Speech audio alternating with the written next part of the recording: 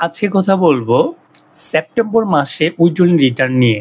September মাসে যখন withdrawal রিটার্নটা জমা দিবেন তখন উইথড্রয়াল রিটার্নের সাথে আপনাকে এক্সট্রা স্যালারি পেমেন্ট ডিটেলস এই শিটটা অ্যাটাচ করতে হবে। এই শিটটা অ্যাটাচ করা আসলে অনেক চ্যালেঞ্জিং একটা কাজ, যেটা হয়তো আপনি আপনার কোম্পানি যদি বড় হয় ১ সপ্তাহে আপনি শেষ করতে পারবেন না। কেন শেষ করতে পারবেন না এটা নিয়ে একটু বলি। এটার ফরম্যাটটা হচ্ছে মূলত এইরকম, যেখানে এমপ্লয়ি নেম থাকবে, ডেজিগনেশন থাকবে, টিন থাকবে, বেসিক স্যালারি থাকবে, bonus, arrear advance, house rent allowance, conveyance allowance, medical, এই সবগুলো জিনিস এখানে থাকবে। তার শেষে আদার পেমেন্টের পর দেখা যাচ্ছে টোটাল স্যালারি পেইড। এইটা হচ্ছে একজন এমপ্লয়িকে কি পরিমাণ স্যালারি দেওয়া হয়েছে সেটা। তারপর অ্যামাউন্ট অফ ট্যাক্স ডিডাক্টেড, কি পরিমাণ ট্যাক্স তার অ্যাকাউন্ট থেকে অর্থাৎ তার স্যালারি অ্যাকাউন্ট থেকে কাটা হয়েছে, ট্যাক্স পেইড টু দ্য গভর্নমেন্টে কি পরিমাণ ট্যাক্স জমা দেওয়া হয়েছে, এই সবগুলা জিনিসের একটা সামারি করে সেটা হচ্ছে সেপ্টেম্বরের উইথড্রয়াল রিটার্নের সাথে জমা দিতে হয়। এখন আপনি যদি শিটটা দেখেন সেক্ষেত্রে দেখবেন আমি পুরোপুরি শিটটাকে কিভাবে করতে হয়, এমন সবচেয়ে ইফেক্টিভ ওয়ে কিভাবে আপনি শিটটা করতে পারবেন সেটা নিয়ে আলোচনা করার জন্যই আজকে ভিডিওটা বানালাম। এখানে দেখেন প্রথমে আপনার এই জিনিসগুলো রাখবেন, যে এখানে ফরম্যাট যেটা আছে সেটা। তারপর আপনারা যেটা করবেন মান্থ ওয়াইজ ডাটাগুলো আপনি নেবেন। যেমন আমরা গত বছরে যখন করছি জুনে দেখা যায় এরকম করে আমি একটা স্টেটমেন্ট করছি, অর্থাৎ এরকম করে আপনি জুন, মে, এপ্রিল পুরো 12 মাসের জন্য 12টা সেম লেভেলের শিট করবেন। 12 মাসের জন্য আপনি আলাদা আলাদা করে ডাটাগুলো ইনপুট দিবেন। ইনপুট দেওয়ার পর আপনি এই ডাটাগুলোকে একসাথে কানেক্ট করে দিবেন। এখানে যদি আমি ক্লিক দিই আপনি দেখতেই পাচ্ছেন জুন, মে, এপ্রিল সবগুলা যোগফল হচ্ছে এইখানে আসছে। তার মানে আপনাকে যেটা করতে হবে প্রথমে হচ্ছে মাস ওয়াইজ সেম ইনফরমেশনগুলো দিতে হবে। এখানে একটা সবচেয়ে গুরুত্বপূর্ণ জিনিস, আপনি যে এখানে সিরিয়াল নাম্বারটা দিবেন খেয়াল রাখতে হবে ওই এমপ্লয়ি যদি সারা বছর থাকুক বা না থাকুক আপনাকে অবশ্যই সিরিয়ালটা মেনটেন করতে হবে। আপনি যদি এখানে দেখেন 38টা সিরিয়াল, এই 38টা সিরিয়াল আমি প্রতিটা মাসে 38টা সিরিয়াল আছে। এটা দেওয়ার কারণ হচ্ছে এইটা যে আমি যখন ডাটাগুলো সামারি শিটে নিয়ে যাব তখন পুরো সিরিয়াল নাম সবগুলো সেম থাকতে হবে। এটা কিভাবে করতে হবে, আপনি ধরেন প্রথমে জুন মাস দিয়ে শুরু করবেন। জুন মাস হচ্ছে 2023 সাল 23-24 ফিনান্সিয়াল ইয়ারের একদম শেষের যে মাসটা সেটা। এখন জুন মাসে যখন আপনি আসছেন জুন মাসে আপনি দেখবেন স্যালারি শিট থেকে কারা কারা রয়ে গেছে। এই স্যালারি শিটের একদম টপ যারা আছে, যেমন আমার এখানে company secretary, chief executive officer, ওনারা একটা সিরিয়াল মেনটেন করে আপনি ডাটাগুলো ইনপুট দিবেন। ABC মানে যার নাম আছে সেটা 38টা ফিল আপ করলেন। এই 38টা ফরম্যাটের ডাটা প্রতিটা মাসে আপনি নেবেন। এখন যদি খেয়াল রাখতে হবে যদি নতুন কোনো ডাটা আসে তাহলে আপনি এই ডাটাগুলো হচ্ছে নিচে ইনপুট দিবেন। যেমন এটার নিচে আপনি ডাটাগুলো ইনপুট দিতে পারেন, এরকম করে আমি ইনপুট দিব।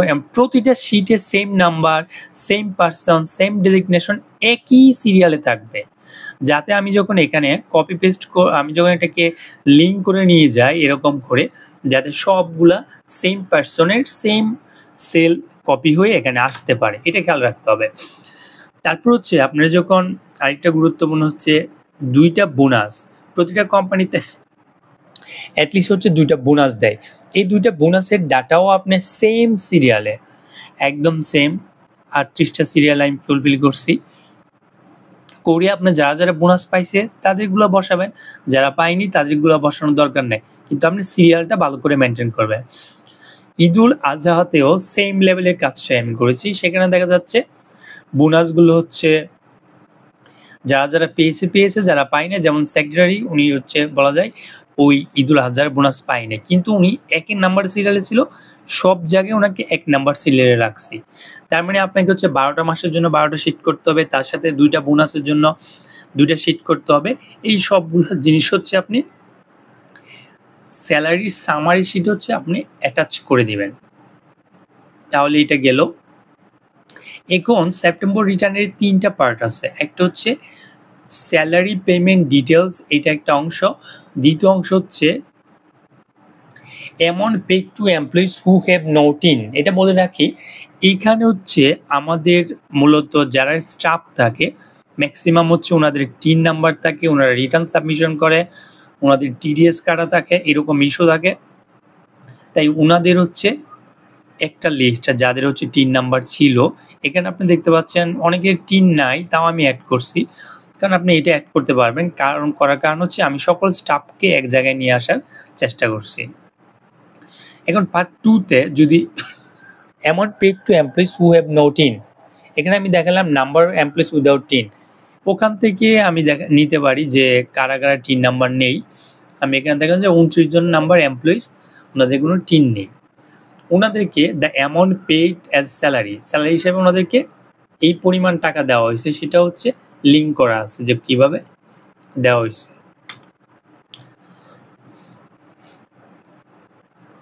তারপর আমরা যদি দেখি total amount paid as salary to those employees who have no 12 digit TIN, এখানে হচ্ছে কি পরিমাণ টোটাল কত টাকা স্যালারি দেওয়া হয়েছে। দ্বিতীয় হচ্ছে যাদের টিন নাম্বার নেই ওনাদের জন্য কত টাকা দেওয়া হয়েছে।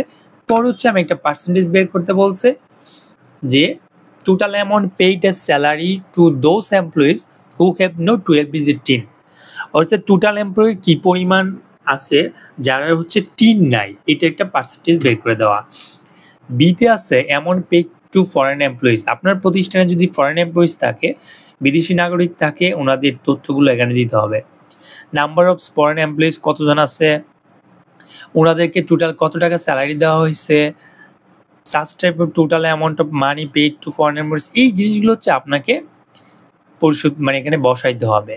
তারপর পার্ট 3তে বলছি, এখানে হচ্ছে details description of cash payment to employees without refer part 1, অর্থাৎ পার্ট একে যে ডেসক্রিপশনটা দেওয়া হয়েছে ওনাদের সবার স্যালারি হচ্ছে ব্যাংকে যায়। যদি আপনার প্রতিষ্ঠানে কোনো ক্যাশ স্যালারি পেমেন্টের ব্যাপার থাকে, এই ইনফরমেশনগুলো এখানে দিতে হবে। তবে এটা মনে রাখতে হবে কোম্পানির কমপ্লায়েন্সের জন্য কোনো স্যালারি যেটা যে অ্যামাউন্টের হোক ক্যাশ দেওয়া যাবে না, সেটা হচ্ছে ব্যাংকের মাধ্যমে দিতে হবে। যদি দেওয়া হয় তাহলে 55-এর আন্ডারে হচ্ছে ডিসঅ্যালাউ হয়ে যাবে। সো এখানে যদি আপনাদের স্বাভাবিকভাবে কোনো তথ্য পূরণ করার কথা না, যদি না আপনারা কোনো ক্যাশ স্যালারি দেন, আমার মতে হচ্ছে ক্যাশ স্যালারি না, এই প্রতিষ্ঠানগুলো দেয় না, সেই হিসাবে এখানে কোনো ডাটাই আসবে না। যদি দিয়ে থাকেন তাহলে এমপ্লয়ি নেম, ডেজিগনেশন, টিন, কত টাকা দিচ্ছেন, এরকম সবগুলো ডাটা আসবে। তবে এটা বলে রাখা ভালো, অনেক প্রতিষ্ঠানে দেখা যায় এরকম যে স্যালারির বাইরেও কিছু টাকা, হাউস রেন্ট বা এরকম অনেক ফ্যাসিলিটি এমপ্লয়ীদেরকে দিয়ে থাকে, ক্যাশ ফ্যাসিলিটি, এগুলো এখানে ইনক্লুড করতে পারেন যদি প্রয়োজন বোধ করেন। আর যদি না দিয়ে থাকে তাহলে তো দেওয়ার এখানে কোনো দরকার নেই। পার্ট 1টা হচ্ছে গুরুত্বপূর্ণ। এখন যখন আপনার এই পার্ট 1টা কমপ্লিট করবেন, কমপ্লিট করার পর এটা খেয়াল রাখতে হবে, আপনি যখন কোম্পানি রিটার্ন সাবমিশন করতে যাবেন তখনও কিন্তু স্যালারি এই ফর্মে আপনাকে যখন সাবমিট করতে হবে ডিসিটির অফিসে।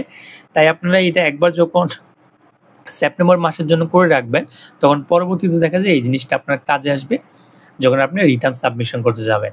এটা যতটা সহজ মনে হচ্ছে এতটা সহজ না, কারণ আপনাকে মান্থ ওয়াইজ ডাটা ইম্পোর্ট দিয়ে শিটগুলো তৈরি করতে হয়। যদি কারো ইআরপি সফটওয়্যার ভালো মাপের থাকে তাহলে ওনারা ডাটাগুলো ইজিলি ইম্পোর্ট দিতে পারবে। তবে আপনার যদি কারো মনে হয় ফরম্যাটটা দরকার বা যে কোনো ট্যাক্স রিলেটেড ফরম্যাট দরকার, অবশ্যই আপনারা কমেন্ট করবেন, কমেন্টে ইমেল নাম্বার দিবেন, আমাকে মেনশন করবেন, আমি চেষ্টা করব ফরম্যাটগুলো দেওয়ার জন্য। এই রিলেটেড আরও অনেক ভিডিওর জন্য আপনারা অবশ্যই H2B কর্পোরেটে সাবস্ক্রাইব করবেন। দেখা হবে অন্য কোনো ভিডিওতে। ধন্যবাদ সবাইকে।